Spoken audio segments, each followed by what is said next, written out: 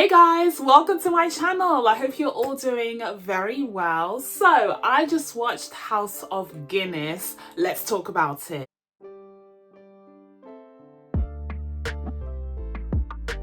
So House of Guinness is created by Stephen Knight, who many of you guys will know is also the mind behind one of my favorite shows of all time, Peaky Blinders. So of course I had to tune in to see the latest production behind Stephen Knight. And this time around, instead of partnering up with the BBC as he did for Peaky Blinders, he's decided to go straight to Netflix for this 8-episode series. And this show is centered around the Guinness family, who founded the brewing company in the 19th century and were based in Ireland and New York. The story follows the consequences of the death of Benjamin Guinness, who was the man responsible for the extraordinary success of the Guinness brewery, and the fates of his 4 adult children, Arthur, Edward, Anne, and Benjamin. Now, this series has been called Stephen Knight's Succession, as it is quite similar to the Succession model, where you have a sort of founding father who has this imposing presence and seems to be omnipotent throughout the entire show, and then you have his kids who are all squabbling and fighting over parts of the father's empire. So I can definitely see the similarities between House of Guinness and Succession and Empire, come to think of it, now that I mentioned it. But to me, this series was always going to be closely compared to Peaky Blinders, and I feel like that is a more apt comparison. Perhaps the Succession comparison was made for American audiences who are more familiar with Succession, although to my knowledge the latter seasons of Peaky Blinders became extremely popular amongst Americans as well, so they would understand the reference regardless. But having seen all episodes of the show, I can confirm that this series falls more in line with what we saw in Peaky Blinders versus Succession. Now, that's more of a neutral statement. It's neither a good thing or a bad thing, but how it was executed overall is where we get into the parts that I liked and didn't like. Now, let's start off with the good here, because I do think there is a lot to enjoy about the latest Stephen Knight series, and the good parts of it are the world building. I was very much invested in this exploration of late 19th century Ireland, where the topic of home rule and British colonialism is very much in the headlines. And you also have the split amongst the Irish between the Unionists who want to join and be a part of Britain, and then you have the Catholics and the Fenians who are fighting against this union and want to remain an independent Ireland. There is a long, storied, very disturbing, very disappointing on the British front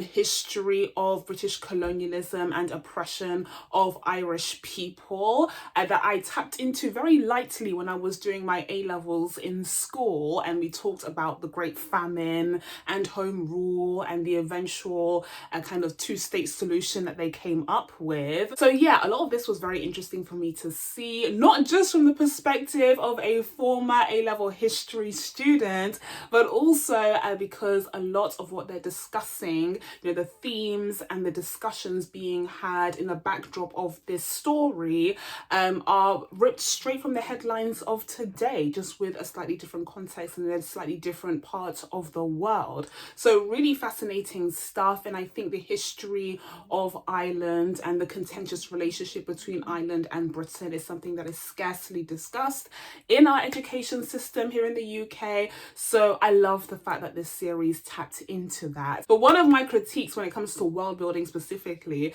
is that I don't think there is enough of a distinguishment made between the world of House of Guinness and the world of Peaky Blinders. It feels like these characters are kind of dropped in the middle of a Peaky Blinders set somewhere in Liverpool. And I don't know specifically where this was filmed. No doubt there were parts that were filmed in Ireland and in Dublin. But I suspect that there was some Liverpudlian Liverpudlian warehouses and old factories that were also used as a backdrop, maybe even tapping into Birmingham, who knows. And so it very much felt like we were in the world of Peaky Blinders. And it certainly doesn't help that, you know, the Guinness company and the Guinness family deal with beer, just as the Peaky Blinders crew also dealt with alcohol. And so you have similar factories at play here in this backdrop. But listen, overall, really enjoyed the world building. I mean, costume, production design, hair, makeup, all of that good stuff. It looked pretty solid, and I was invested in this world, and I was enraptured by the scenery that was built. But listen, ultimately, whilst the world building got my foot in the door and had me intrigued, kind of peeking in to see what's going on, it was always going to be down to the story to actually have me invested from start to finish. And here's where we get a little bit wobbly. Here's where we get a little bit inconsistent. And just to speed things up, I'll list the siblings in order of, you know, least favorite to most favorite, even though this is supposed to be the good section of the review. And honestly, it's kind of in order of their births. I mean, first of all, you have Benjamin, who's the youngest brother, and he's the most troublesome, problematic. He's just gone awry. He has severe alcohol abuse issues, and he also has an incredibly toxic girlfriend who is obsessed with him. Even after he gets married to a more respectable woman, she's still chasing after him and just going wild, literally going insane, threatening to kill herself if he doesn't go with her. And so chaos ensues over there. And as far as storylines go, it's fine. Like, it's okay. He's there, you know, they included him because he's in the family lineup, but he definitely does not have the most investing and interesting story. And it certainly doesn't help that he kind of appears in the first few episodes of the show and then disappears for the vast majority of the episodes in the middle, only to reappear again and remind the audience that he's still around at the very end. He doesn't really have a lot of a presence in the show. I didn't feel like the actor's performance really stood out in any way to, you know, elevate the very little material that he was given. And so all in all, he ended up being my least favorite sibling of the four. So then next up we have Anne, who's the sole sister of all the siblings. And I liked Anne because obviously she's the girl, like obviously she's the sister, and to me she was very reminiscent of Ada over in Peaky Blinders, who was also the sole sister, not like soul sister but the soul sister of the siblings there. And at first I thought Anne's storyline was going to be really interesting, because here at the beginning of the story you have the death of Benjamin Guinness Sr., their father, and he's left behind this great empire. And one of the first few episodes covers the will reading, where the lawyers present what has been left to the siblings, and it turns out that Anne has been left with absolutely nothing, which was just gut-wrenching. It might have been typical of the time because of course she was a woman, and a married woman at that, and so she was expected to rely upon her husband for everything that she needed. Like, why would she need anything to be left to her in the will by her father, because she has a husband to take care of her for the rest of her life, right? And I did have hopes that they were going to further unpick that and explore that, and maybe even get one of the brothers to change it. Like, bruh, they did not have her back whatsoever. They were honestly useless. They were honestly useless because they just like heard that will being read and they knew it was a great injustice and completely unfair to their sister. And then they said, damn, like, that's rough. Like, anyway, like that's literally what they did. Oh, they literally sucked, honestly. So unfortunately, Anne didn't get justice on that front. She was still expected to rely upon her husband. She did have access to the other properties, you know, across the Guinness Empire in Ireland, but she didn't have ownership of anything, and everything that she did would be at her brother's bequest. So a lot of her autonomy and authority as a human being was held in the hands of the men in her life, which again is, you know, emblematic of the patriarchal system that existed in that time, and really, really heartbreaking to see. And I wish the story had explored that a little bit deeper. I feel like having that kind of feminist perspective would have really benefited the character of Anne, because they set up a really interesting scenario at the beginning, but they didn't really do anything with it. And then later down the line, we see that she actually develops an illness that causes her to struggle with walking and mobility,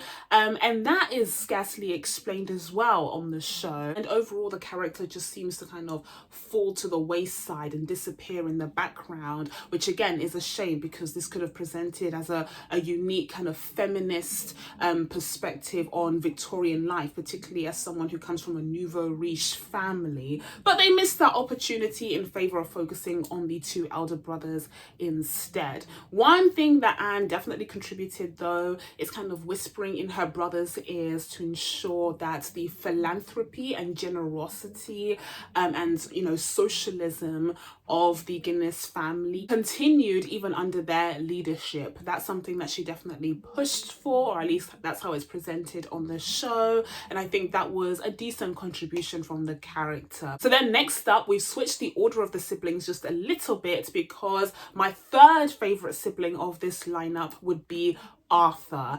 Can I just say, I saw it coming.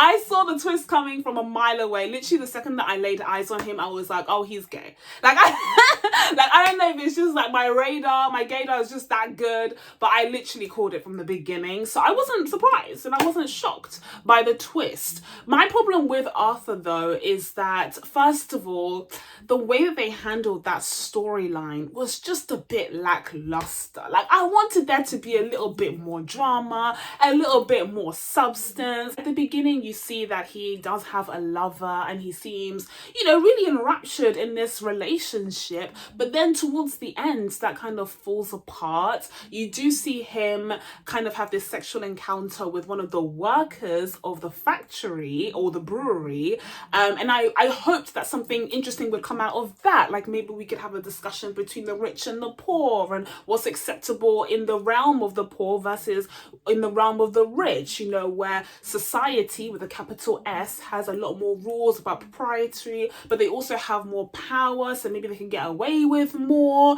I mean, some of that is touched upon mostly in a political context with Arthur and him kind of running up for a position as an MP, and the corruption that surrounds him, which was crazy. We'll talk about that. But it's not really discussed in the context of his sexuality and the illicit relationships that he has with these men, which I think is a missed opportunity. I'm not saying just because he's a gay character that his whole storyline needed to be centered around that, but I'm saying the parts of that storyline that were centered around that, especially considering he was blackmailed for it, were pretty uninteresting in the end, and also a little bit inconsistent and all over the place, almost as if there was an overall story that was written to kind of flesh out Arthur's sexuality and his love life in general. Now, Arthur is the eldest brother of all the siblings, and in the will reading it is revealed that he will get ownership of, you know, all of the land, all of the properties under the Guinness name, including the company itself.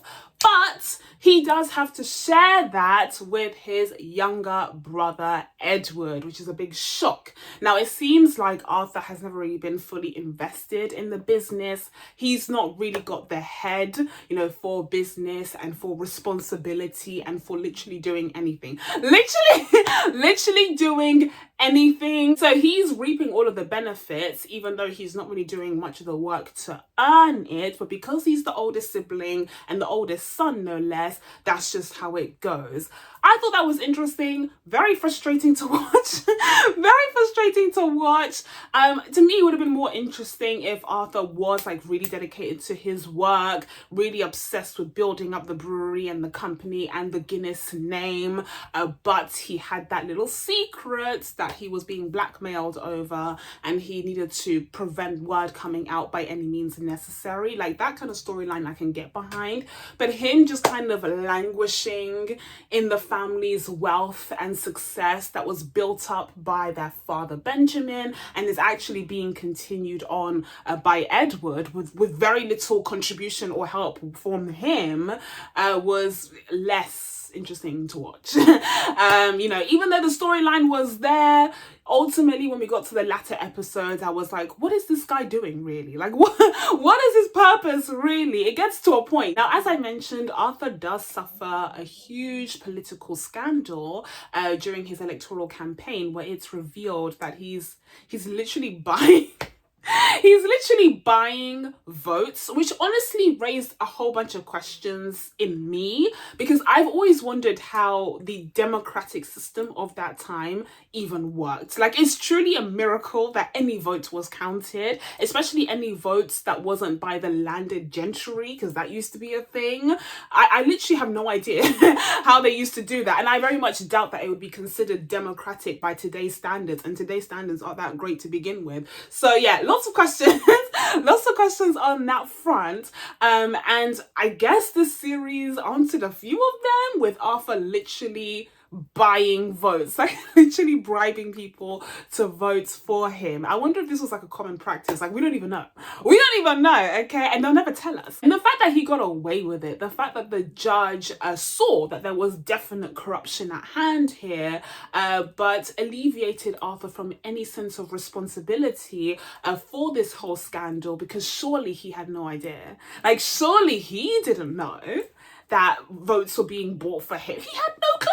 What? He had no idea. He was busy running a very successful brewery. He had no idea. Then lastly, of course, of the whole group of siblings, we have my favorite, and that would be Edward. I really came to like Edward as a character. At first, I thought he was a bit of a stick in the mud and a Thomas Shelby wannabe, which he is.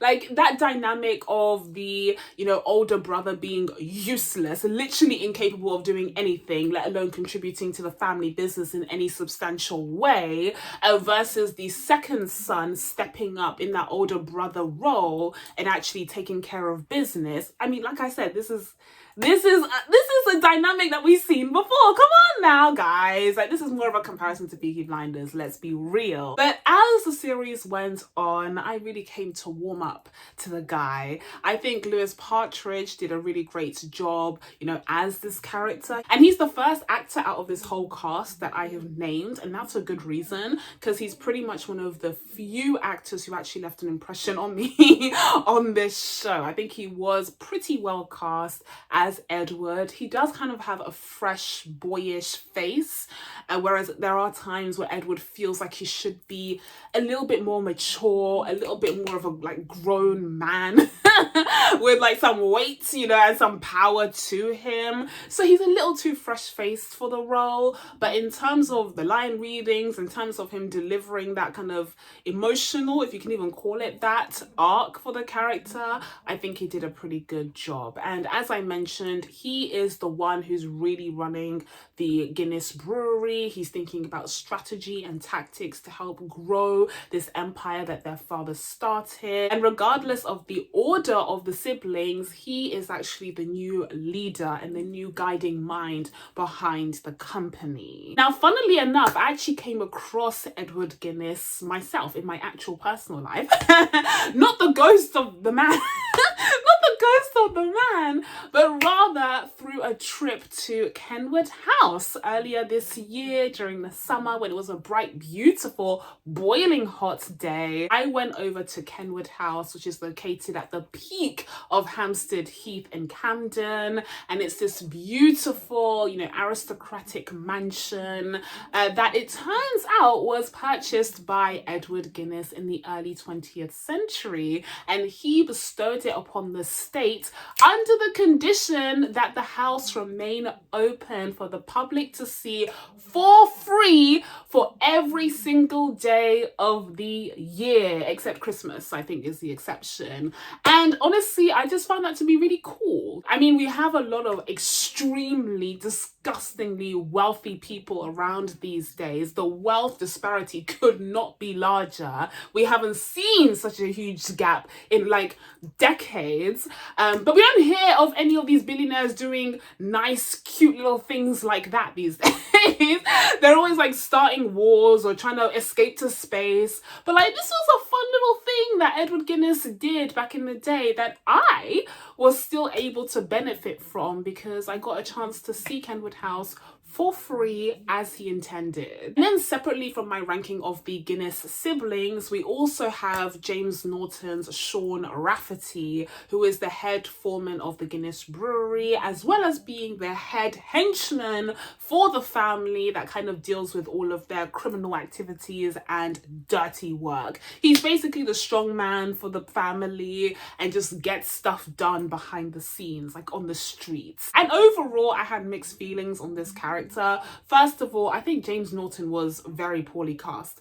Very poorly cast in this role. I think he belonged in the series, but I don't think he made for a very good Sean Rafferty. To me, he very much belonged as one of the McGuinness family. Like, he could have been an Arthur or even an Edward, depending on the age that Edward is actually supposed to be in this time. Maybe he's a little bit too old, but he just did not feel like he belonged on the rough streets of Dublin. Like, that just wasn't convincing to me, despite the fact that he had one of the heaviest Irish accents on the show. Nobody else tried. Well, almost nobody else tried. We'll get to one person who actually did. And so James Norton was the only one actually giving it a go. I can't speak to the accuracy. I can't speak to the precision of that accent, but it was definitely an Irish accent, or an attempt at one. So there's that. But I do think still that he was very poorly cast, because to me, James Norton gives like prim and proper. He doesn't really give rapscallion. So him being on the rough streets of Dublin, you know, lurking behind the scenes in the shadows, getting dirty jobs done, just didn't really make sense for me. And then finally, you have Jack Gleeson, none other than King Joffrey himself, portraying Byron Hedges, who is a distant cousin of the Guinness family, and he is also a Fenian, so he is able to use his proximity to the Guinness family as well as the blackmail material against Arthur in order to progress the Fenian cause over in New York. And in exchange for that, not only does he get a whole bunch of money for the McGuinness family, but he's also able to sell their beers overseas, across the pond as well, kind of growing their business and empire. But aside from all of that stuff that's written on the page, Jack Gleeson was just so delightful. Like, he was such a delight to behold on this show, and he was the only serious actor on it. Like, he was the only one who was actually able to deliver an Irish accent, which makes sense because he's Irish, but still, I'm not letting the others off the hook. I'm not letting the others off the hook, because if you know you're going to be on a show called House of Guinness, you need to get that Irish accent right, and literally almost none of them did, and that was kind of embarrassing, not gonna lie. So listen guys, overall I would say there was quite a bit to enjoy about House of Guinness, but it just does not come close to the comparators. It doesn't come close to Succession, which is what it was being compared to, and it certainly doesn't come close to what remains to date Stephen Knight's best series, Peaky Blinders, which is what it's actually closest to. I'm going to be giving House of Guinness a 7 out of 10. So that's it from me. Now that I told you guys my thoughts on House of Guinness, it's time for you guys to let me know what you thought of this series down in the comments below. Please be sure to subscribe to catch new videos coming up. Thank you guys so much for watching. I really appreciate it, and I will see you in the next one. Bye.